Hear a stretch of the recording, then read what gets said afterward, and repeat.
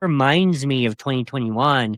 There was a brief time and you saw the rankings coming in at Bitcoin number 1, Ethereum number 2, and Cardano coming in at number 3. And I'm not saying we're going to see that this cycle. We saw it in the last one was because XRP was suppressed because of the law. So much more. It's not that it's superior, it's just different. It's What's the market cap? yeah. But look, superiority is not just about numbers. Like Cardano is changing lives in Africa, literally. It's the ethos of it is what? XRP is changing the lives of the whole world. Yes, I know. So is Cardano though, but it's banking the unbanked, the underprivileged. It's giving the 2/3 world access to finance that they've never had, and it's truly decentralized. I'm going to go on a rabbit trail for us. Again, we were on the phone earlier and you said that, like myself, that you're an end times guy with reference to the Bible, right? Well, something really interesting to me is you have the Revelation chapter 13 scenario where you have a global currency that he's called the beast in Revelation 13. He's more commonly understood as the antichrist, but you have this global world power, the most demonized man that's ever lived. He has control over the whole world, and it says he forces all, both small and great, rich and poor, to take a mark on their right hand or on their forehead, and without which they cannot buy or sell. And to receive the mark, they bow down and worship the beast and the image of the beast, right? And so without this mark, they can't buy or sell anything.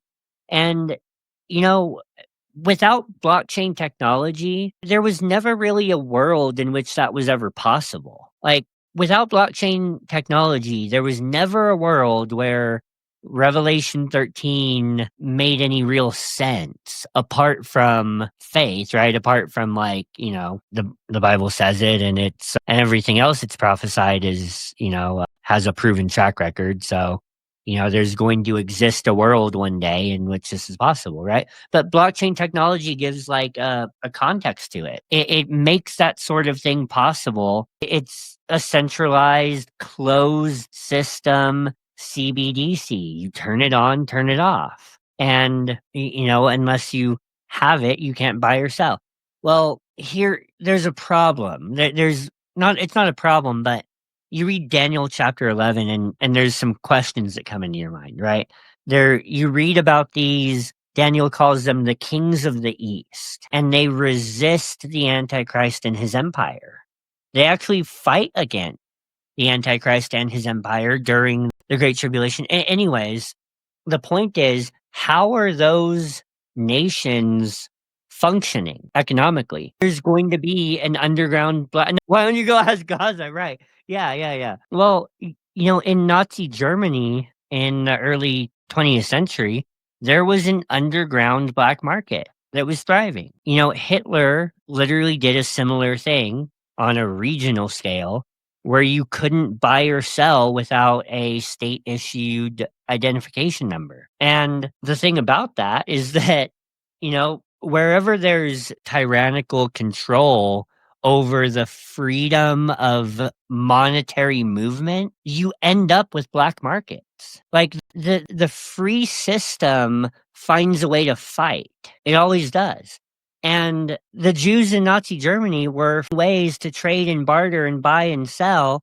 And there's coming a day where that's not going to be possible outside of a truly decentralized system. And you know what? I'm not saying that's Cardano, but honestly, I'm not saying it's not. Cardano embodies the ethos of something that's able to support that sort of underground black market resilience of the free movement of money. It's a human right. The free movement of money, and it's a basic human right that only Cardano and Bitcoin truly support, in my opinion. The funny thing about that is only Cardano and Bitcoin operate on a UTXO transaction model, which is why they're building this interoperability. So, anyways, that was a real rant right there. But just the more you think about it, like it's superiority, yeah, like, but what's our metric? If decentralization is our metric, if the inalienable rights of life, liberty, and the pursuit of happiness are the measure, then like, man, I don't see what beats Cardano out there. If we're talking about the sheer amount of money that's gonna get moved, yeah, XRP is going to be number one. Surely the one coin, Yeah, I think. But I think too. I Yeah, think it's terrifying because I think XRP, unlike Cardano, will be the CBDC. I think it will take that role as a private digital. What am I what's the word I'm thinking of, Trent? yeah, Digital. a closed private. No, but what's the word though? CBDC. Yeah, Central bank digital currency. What's the Federal Reserve? Is that a paper version of a CBDC before they had digital technology? Yes. right. What is Right. XP going to be? You know where I'm going? Like, and I'm in the XRP army, but that honestly scares the shit out of me. It doesn't mean I'm not gonna make money off of it right now, but like, Because you singly can't stop it. So you might yeah, take advantage of it so you can pursue Christ's cause right, right. even stronger. Yeah, but like that's kind of some backstory of why I love Cardano so much is that it's truly decentralized. And that evens the playing field for anyone in the world that is after life, liberty, and the pursuit of happiness. Like, and I don't say life, liberty, and the pursuit of happiness to be like super American. I'm just saying like I Super agree. American. I love it. Let's go with that, man. Super. No, I'm just saying it because like, that's something that I think we got right, is that we definitely as a nation acted like that's true all the time. We didn't act like that was true with slavery.